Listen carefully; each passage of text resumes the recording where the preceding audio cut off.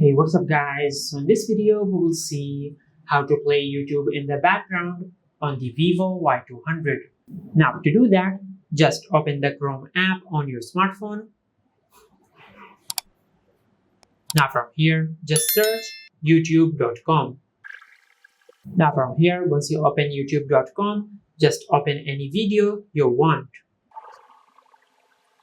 Now from here, once you have opened the video you want, just tap on the three dots on the upper right corner on your Chrome browser. Now from here, just scroll down. Now from here, just tap on desktop site. Now once you have done that, just open the video on your smartphone. Now from here, just go to your home screen. Now from here, if you open the control center, you can find this video on the notifications panel. Just tap on the play button.